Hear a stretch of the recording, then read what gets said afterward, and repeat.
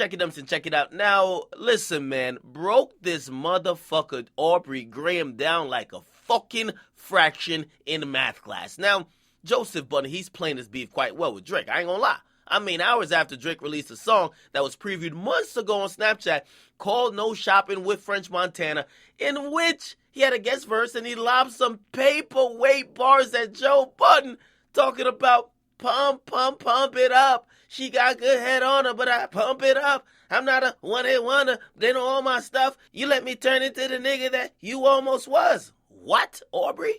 Now, Joe Budden dropped a response called Afraid. Now, once again, man, you really broke this nigga down, man. Goddamn, dog. I ain't gonna lie, the link is in the description. Y'all gotta hear it. It's a badly mixed song, by the way. Wherever the fuck motherfucking Joe Budden is recording at, sounds like he's recording in a cave. Horrible fucking mix. Nevertheless, he's still giving Drake bars, okay? Now, here's the thing, man. There's no way to say Joe Budden isn't winning right now, even though we know that that Drake song is not a response song. That's really the initial song. It doesn't matter.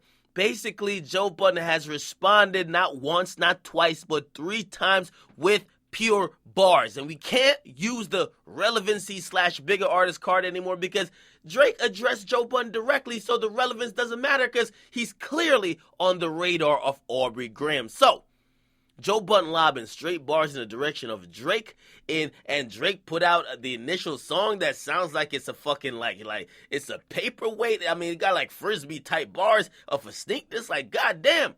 I think that it's not putting Drake on notice. Drake, you got to get back in the studio. Drake, you might have to rehire Quentin Miller. Drake, you better get in there with all them goddamn writers or whoever helps you with these creative processes, and you need to drop a track like 5 a.m. in Toronto. You need to drop a track like 4 p.m. in Calabasas. You need to drop a track like 6 p.m. in New York. You need to drop a track like 9 a.m. in Dallas. Because obviously, Joe Budden is not here for the fucking gimmicks. Joe Budden, basically, he dropped a couple of songs, and I'm not going to lie, man. Listen, especially not this song, but the song before. This song is fucking dope. I really enjoyed. Like, I'm not going to lie, yo. He exposed Drake for everything that I think most people knew, but he really kind of exposed Drake for being scared to push him, for using artists, kind of toss him into the bushes, and he kind of really went in depth, and also he was using double entendres like a motherfucker. Listen, man, that shake weight bar ain't going to do it, bruh. You got to come harder than that. So I expect Drake to respond, and I do think him and his writers have the talent to respond.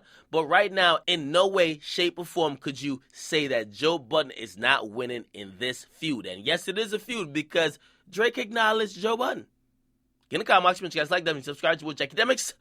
Listen, Drake, if you were going to sneak this somebody, right, just make sure you're ready to really clobber them when it comes time to it, all right? I'm out.